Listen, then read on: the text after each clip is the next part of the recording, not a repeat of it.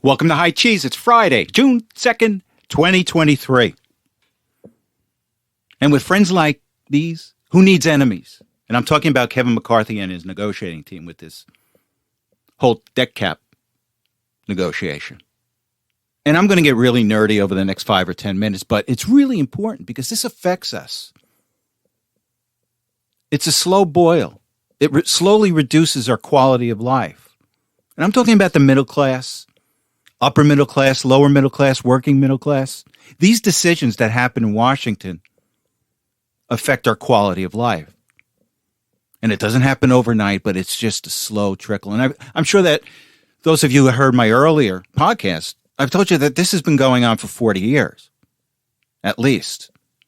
It's been the slow attack on the American middle class by a small set of bureaucrats, corporations, and politicians. And it appears that McCarthy wants to reconstitute this uniparty with this decision that he made. So let's take a step back. McCarthy had the Congress, the Republican-led Congress, pass a bill that increased the debt ceiling by $1.5 trillion and cut spending by $4.5 trillion. And I think it was to last a year. And what's the net result of McCarthy's great negotiating skills? We now have a debt ceiling of $4 trillion that was approved. So we now can add $4 trillion to our debt for the next 2 years. And it can go higher because McCarthy failed to put a cap on this. Now, the estimates are that it will be $4 trillion in additional debt, but it could go higher. And this is good for the next 2 years, in January 1st, 2025. So how did McCarthy go from $1.5 trillion debt ceiling to a $4 trillion debt ceiling? What kind of negotiation is that? You're going backwards.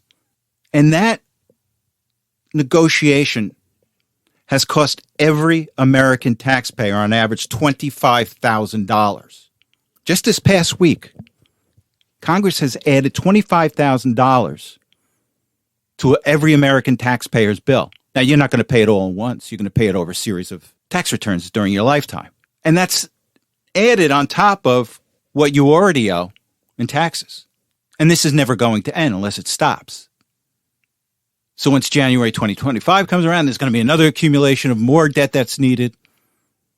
And there's another $25,000 you and I have to pay on average. And it's never ending. And this chips away at your quality of life because it all comes out of taxes. So let's look at spending. So McCarthy promised $4.5 trillion in spending cuts. Well, he didn't get that. He didn't get anywhere near that. And I'm going to take us to an article, and this is an article from NPR. NPR, National Public Radio, was pushing for this bill to pass. And that raised a red flag for me right off the bat. If NPR is for it, it's not good for you or I. And here's what they said. They said spending with the McCarthy-Biden plan would cut the deficit by $1.5 trillion over the next decade. Well, that's not a lot. Extrapolate that out, $1.5 trillion over a 10-year period is $150 billion. That's nothing.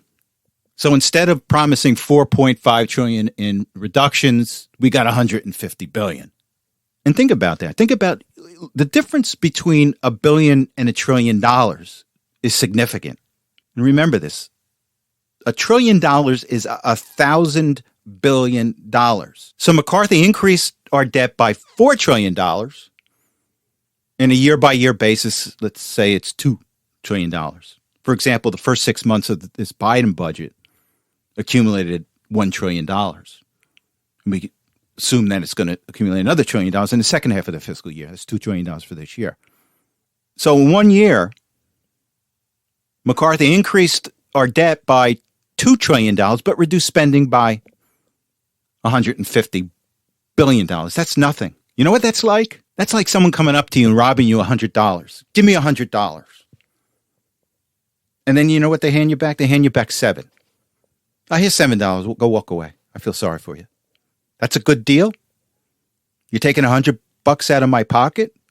You're stealing $100 out of my pocket, but you're giving me $7 as a consolation prize? And that's what this is. This is nothing. This is like throwing a pebble in the ocean. You don't see it. It makes no difference. It's absolutely crazy. And the thing that really gets me is now it's come out that McCarthy wanted to extend the debt ceiling for a 2-year period for $4 trillion. Remember when he had everything passed? It was $1.5 trillion for 1 year. What happened in those negotiations? Did he get rolled? I don't know. It's probably a combination of both. But this is the problem with Washington today. And this is the problem with a lot of government officials at every level. These are not business people. They do not understand dollars and cents. And I'm a finance guy. I'm a government finance guy. I've ran budgets, big budgets. I know how to balance a budget. I know how to balance debt. And this is ridiculous. And I've always, throughout my career, would never, ever let an attorney or a politician negotiate any type of contract. Now, some places I work, the politicians always want to inject themselves, but you have to fight them off because they want a political decision. This is what we've had. We have a political decision going on in Washington right now. Now, does McCarthy want to reconstitute the Uniparty or even worse? And why did he do this? So we don't know. We don't know whether it's incompetence or not. But again, getting back to what I was saying about it, you never have attorneys or politicians negotiate contracts. I like attorneys. I have friends of mine as attorneys, but they're bad at numbers, most of them. They have a hard time adding 2 plus 2. They are not finance people. And the politicians are the politicians. They'll always give you a political negotiation. Now, I don't think McCarthy is an attorney, and I don't think that anyone on his negotiating team were attorneys. But they were all political hacks. Like, for example, McCarthy has been entrenched in Washington for so long that he doesn't understand dollars and cents. He doesn't understand the impact of a dollar on an American citizen. It's all about getting the political decision made. And I'm sure the same can be said for those on his negotiating team. And then you have Congress. Congress is full of lawyers. And again, these lawyers don't understand numbers. They don't understand budgets. Some of them do. Some of them are good. But most of them aren't. And these people that negotiate, they're Washington insiders. They don't have your interest at heart. They don't have my interest at heart. They want to cut a deal. None of them are businessmen. That's why I always think that we need businessmen in politics today. That's why I believe Trump is so effective, because he's a businessman. He cuts to the chase. He understands where trigger points are. He understands the value of a dollar. And when you have a Congress negotiating a $4 trillion increase in debt, a $25,000 increase in your tax bill over your lifetime, just in this one transaction that happened over the past few days, they don't have your interest at heart. So right now I'm very suspect about McCarthy. I was willing to give him the benefit of the doubt early on, but this whole thing is just a disaster. And you knew that it wasn't a good deal because more Democrats voted for this than Republicans. So this is a Republican-friendly negotiation when you had more Democrats voting for this? This is just another example of Washington chipping away at your quality of life. It's not going to happen overnight, but I'm sure you've seen it over the past 10, 15 years, particularly with your kids. Are your kids going to have the same quality of life as you? Not with these yahoos in charge. And here's what gets me too, and this is all government math. And let me go back to this NPR article. And it says here, it's talking about the $1.5 trillion that are being saved.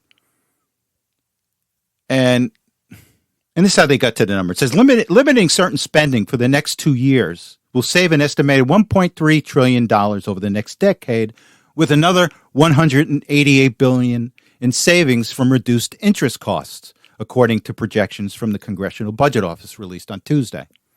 I just want to focus, and again, this is nerdy stuff, but this all affects your pocketbook. So let's focus on this $188 billion in savings from reduced interest costs. Well, you know what came out this morning? I get these newsletters from these financial operatives from these financial institutions. And one of them came out and said, expect interest rates to rise.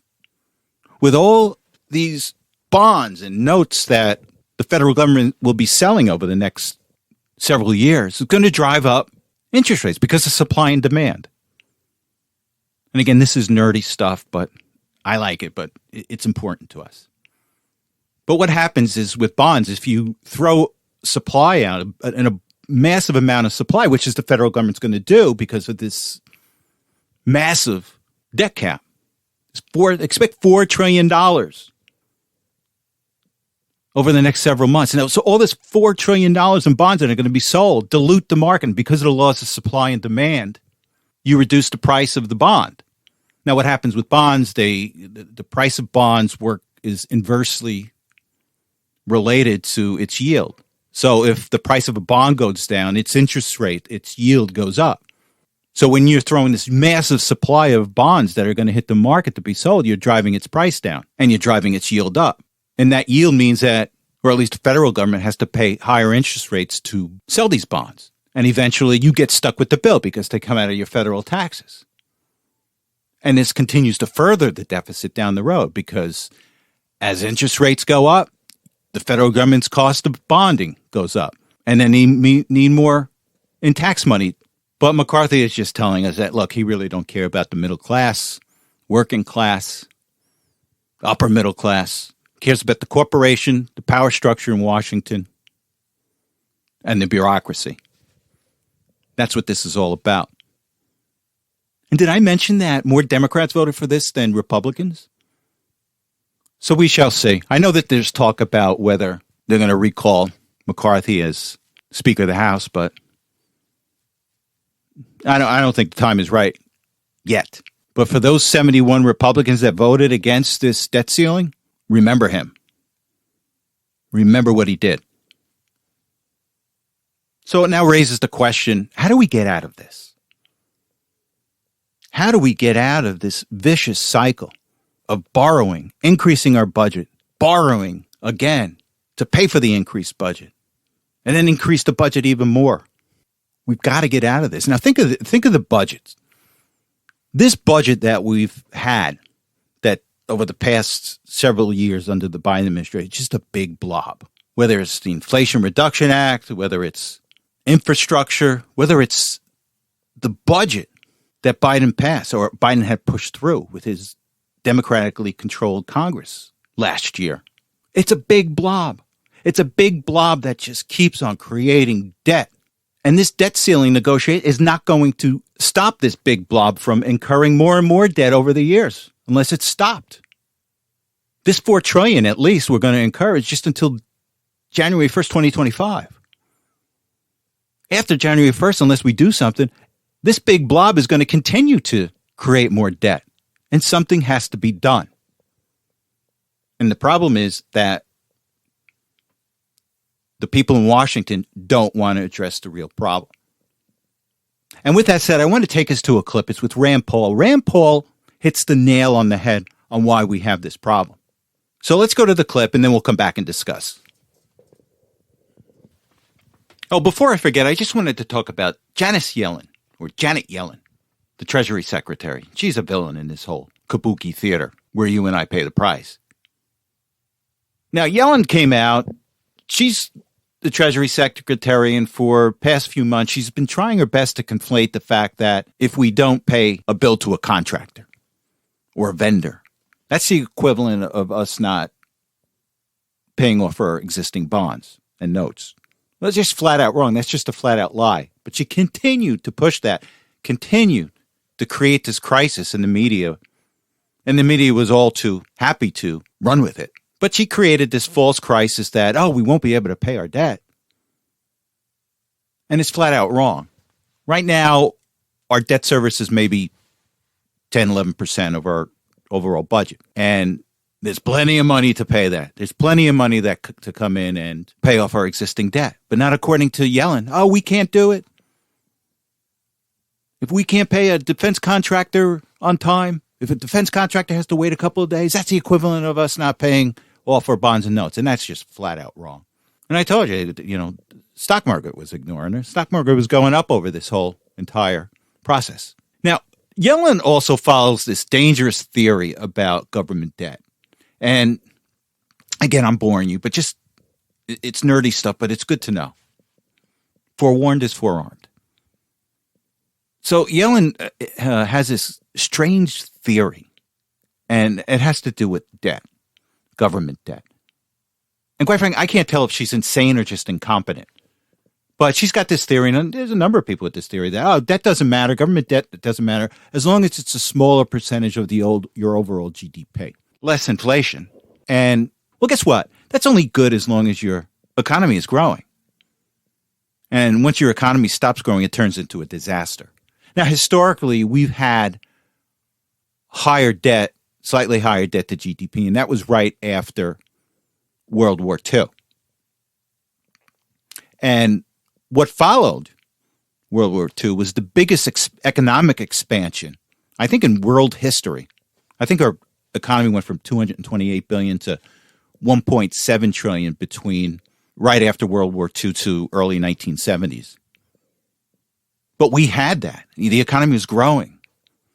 You had the ability to bring in more tax dollars because your economy was growing. But we don't have that today. We're facing a recession. We're facing marginal amounts of growth looking forward. At best, 1%, 2%. Well, that doesn't work. Yellen's theory doesn't work when we have 2% growth or worse. Now, we had a technical recession early last year. Well, guess what? Your theory doesn't work when we're in recession, Yellen, particularly when inflation remains sticky and likely would remain sticky during an economic downturn. And that's why, and it's people like Yellen that create this, everything's great until it's not. And that's the problem with the world today. Everything's great until it's not. Because you got the media out there saying everything's great until it's not because they're covering up their own sins. Got these talking heads on Wall Street doing the same thing. You got everybody in these institutions is saying the same thing. Everything's great until it's not. And Yellen's part of that group. Well, guess what? That don't work. That don't work with most Americans. Most Americans know how to pay bills.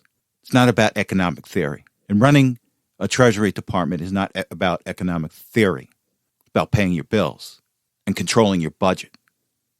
All right, so with that said, let's go back to Rand Paul. Our national debt now stands at about $32 trillion. How did we get here? Whose fault is it?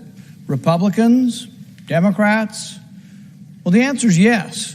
Both parties are at fault for different reasons. Republicans come to this floor, and will come to this floor today, saying we need unlimited military spending. And Democrats will come to this floor and say we need unlimited welfare spending.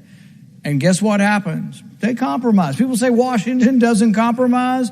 They compromise all of the time. That's what this debt deal that's before us is compromise. But the compromise is always to spend more money.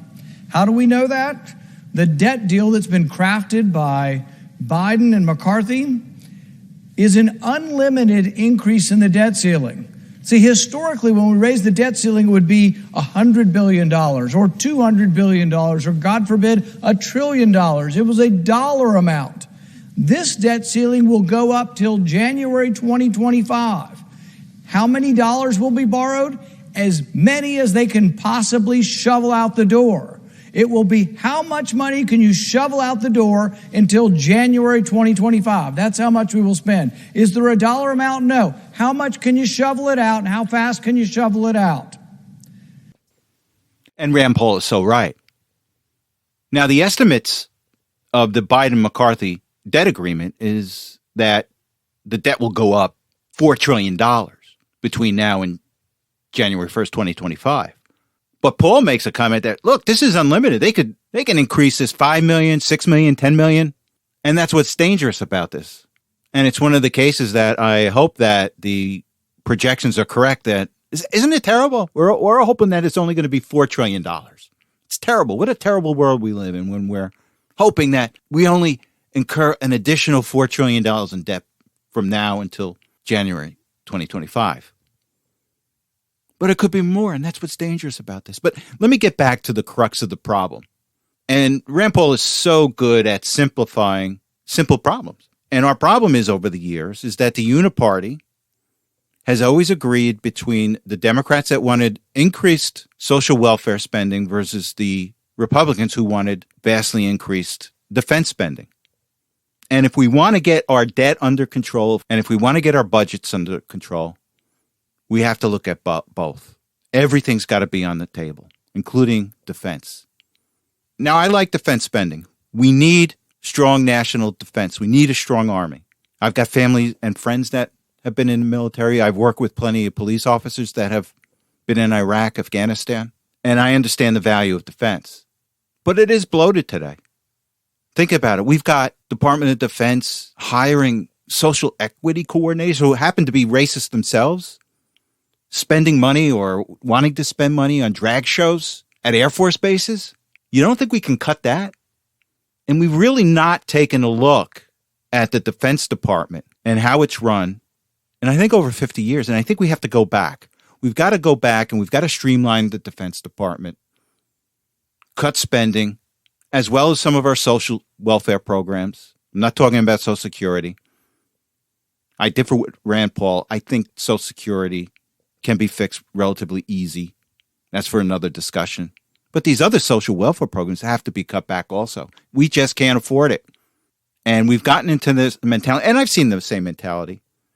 People put out these budgets, they get lazy, they take your previous year budget and just add 3% to it, or whatever the inflation rate into it. And they throw it out there for the elected officials to vote on. It's not how to run a country. Because say, for example, your inflation rate is, say 5%, what it is today. Say it stays at 5% for 5 years. So now your budget, your defense budget, or any budget in the federal government goes up 25% at least over a 5-year period. Can we live with that kind of spending? We have to start cutting back. And this is not what they're doing now. Everybody's saying, they capped the non-military discretionary spending. Well, that's only a small piece of the budget. You need the entire budget subject to caps. Now let's go back to Rand Paul for a second, and he's suggesting a balanced budget amendment. So let's go to this clip real quick. We'll discuss for a moment and then move on to another topic. See, there was a time when there was a conservative movement. The conservative movement had a voice in Washington. There's still some voice, but not much. But there was a time when people on the conservative side of this said, well, in order to be a thoughtful, rational, realistic, strong response to the budget deficit, you would have to balance your budget in 5 years. In fact, we voted on a constitutional amendment in this body, and every Republican voted for it. But it said you had to balance 5 years. Why 5 years? Well, because most of the plans that lasted longer than that, most of the plans that balanced in like years 9 and 10, were basically somebody fudging the numbers and hoping something good would happen in year 9 or 10. But the only years they actually had any power over the first year or two, there weren't very many cuts. And they always had unrealistic expectations in year 10. And this can be done. If the Republicans take over the presidency in 2024, take over the House and take over the Senate, something like this can be done. And this is why it's important for all of us to get involved, all of us to vote, all of us to demand from any candidate, what are they going to do with the budget? What are they going to do to control our debt? So we shall see. So Bud Light decides to honor a transvestite and put a picture of a transvestite on their can. They lost billions of dollars. Target decides it's going to target children and push transgenderism on children with swimsuits for children that tuck in their genitals so you don't have to see them. And what happened to Target? They lost $10 billion in 10 days. And I haven't checked what their stock price is today, but I think this will continue. Now, from what I've heard, there's been leakage at Anheuser-Busch into their other beers. The Los Angeles Dodgers decided that they were going to honor a group of transvestite nuns, men that dressed up as nuns and mocked the Catholic religion. And what happened? People came out in droves to voice their discontent. It was so bad that Clayton Kershaw, one of the best pitchers in baseball, said, this is offensive. And what did the Dodgers do? Oh, and by the way, the Yankees are playing the Dodgers tonight. I hope the Yankees beat the hell out of the Dodgers. And what did the Dodgers do? Oh, they're going to have a Christian day. They're going to have a Catholic day. I don't think it's enough. I don't think you go to Dodger games. And Target has taken out their swimsuits and there's transgender line from their stores. Still not enough. Anheuser-Busch, they can't give away Bud Light. And all I can say to the American people is keep doing it. You vote with your feet. Old economist, T-Bot, you vote with your feet. That's what capitalism is. That's what democracy is. You don't like something, you don't shop at their stores. So where is this all emanating from? It's all emanating from people that have infiltrated our corporations, that have been infected with this woke culture that's been being taught in our schools, in our colleges. And it's also a mentality of arrogance that a good chunk of these people that are Ivy League educated, that think they have the answers for everything in the world, and are so self-centered, prideful, that they're going to demand that their will be pushed onto you. They will that you succumb to them. And again, this is great. Push back. Now, another area where this is emanating from, this mindset is emanating from, is the World Economic Forum, these globalists. These globalists and communists, they can't accept the middle class. The middle class is the biggest threat to them. We all know that communism cannot tolerate a middle class. And these globalists also cannot tolerate a middle class unless they succumb to their will. And that's what they're trying to do. They're trying to break the back of the American middle class, the American family, and American religion. And one of these cornerstones of this whole globalist push to create these company stores. Remember company stores down in the old mining days that these towns were built, and the miners that worked in the mines had no alternative to go to these stores that were owned by the corporation, the mining company. And they had to buy the products that the company said you had to buy, and at the price that they said you had to buy it. And that's what they're trying to do to us here. You will have no choice. You will shop where we tell you to shop. If you don't like it, too bad. Well, guess what? A lot of blowback on this. And did I say keep it up? This is how you put them in your place. So let's get back to BlackRock. BlackRock is the largest asset manager in the world. They own over $8 trillion in assets throughout the world. And let's put this in perspective. That's 10% of the entire global economy. BlackRock owns 10% of the entire global economy. What they do is they buy stock in companies, and they make themselves a large owner of these companies through their purchase of stocks, in most cases. And then what they do is they show up and say, you're going to do this. You're going to push equity. You're going to push social justice. You're going to push transgenderism on children.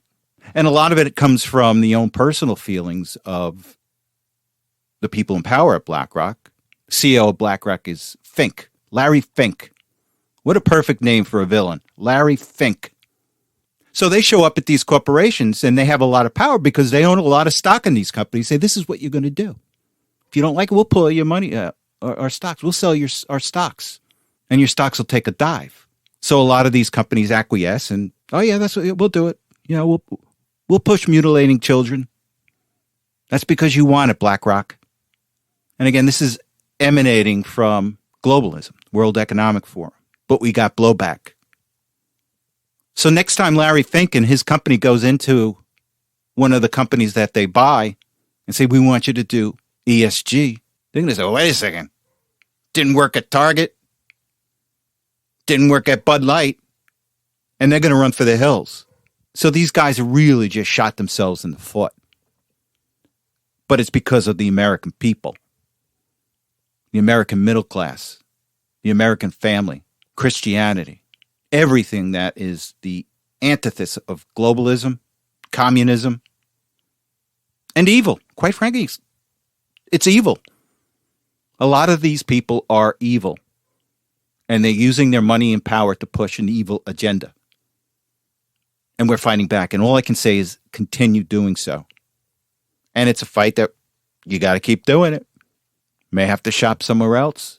But they'll get it at some point, because what they would like to do is that you have nowhere to shop. You're going to have to shop at all the places because they all have transgenderism. They're all pushing transgenderism. Well, that ain't happening. Because once stock prices start tanking because of these policies, it ain't going to work on Wall Street. It ain't going to work with other stockholders. They're going to say, Larry Fink, screw you. You just cost a company billions of dollars with you pushing these policies on us. And while I'm at BlackRock, remember BlackRock, and this is before the housing market became squishy. They were buying up all single-family homes. They were in competition with a young couple trying to buy a single-family home, and they were outbidding them because they had more assets. They were able to do so.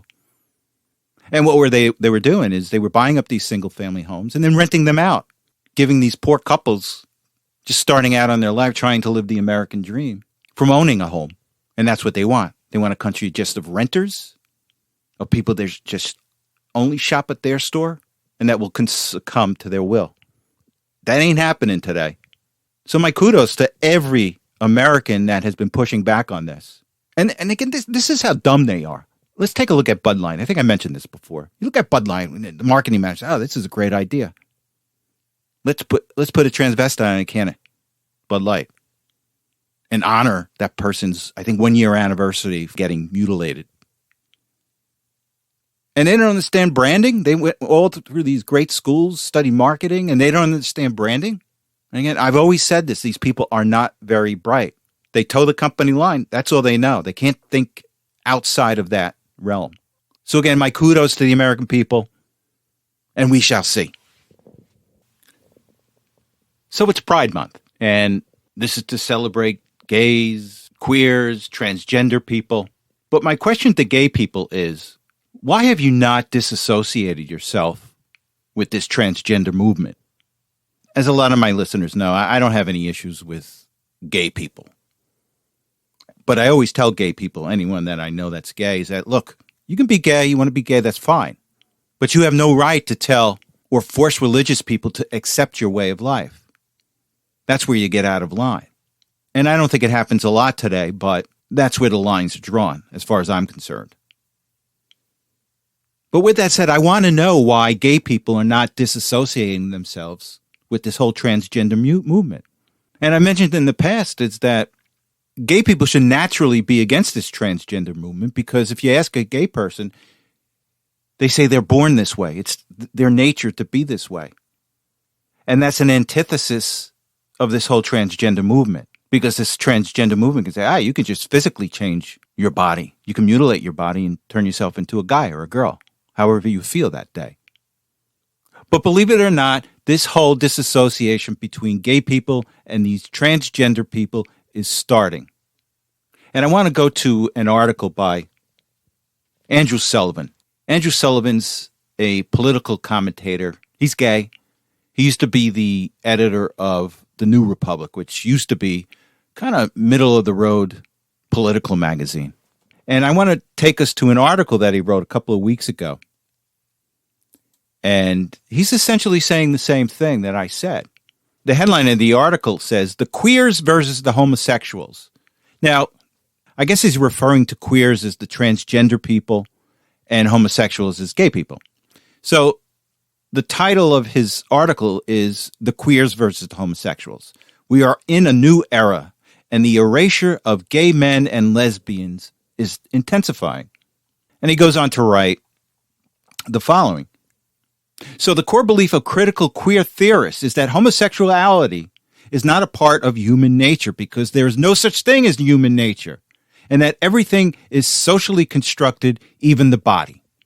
To be queer is to be dedicated to subversion, to mock conventions, to deconstruct language, to dismantle the human body, to defy nature, which is what gays and lesbians will tell you that their nature is. Some are conservative, some radical, some indifferent. Some gays are queers, but most aren't. And queers now run what was once the gay rights movement. So essentially, this is what he's saying. This whole transgender movement, this whole furry movement, this whole I am what I think I am, not what my biological body tells me that I am, is counter to the gay and lesbian movement. And he's saying it right here. So this is a good start. So we shall see. There's legs on this. You know, I've known for a while, and what I've been reading is that there's a lot of gays and lesbians that want nothing to do with this transgender movement because they do realize that it's mutilating kids. Now, before I go, there was just some breaking news. Apparently, Chris Wray is going to provide James Comer, the head of the House Oversight Committee, with that 1023, that FBI Form 1023, which said Joe Biden was taking kickbacks while he was vice president. So originally, Wray said he wasn't going to get it, so Comer was ready to put Wray in contempt of Congress. So I guess it was announced an hour ago, late Friday night, of course, that Wray is actually going to bring the document over to Comer so he can see it and review it. Now, the question is, how much of it's going to be redacted, if it's redacted at all? But this is a win for Comer. Remember Wray originally said, this thing doesn't exist. There's no such thing. Then he said, well, maybe it does exist, but you're not going to see it. And then when Comer threatened to put Wray in contempt, Wray changed his mind. Oh, yeah, I'll walk it over. You can see it. I think he's going to show it to Comer on Monday. So we'll see where this takes us. And thank you for listening. You have a good week, and I will talk to you next Saturday. Thanks again.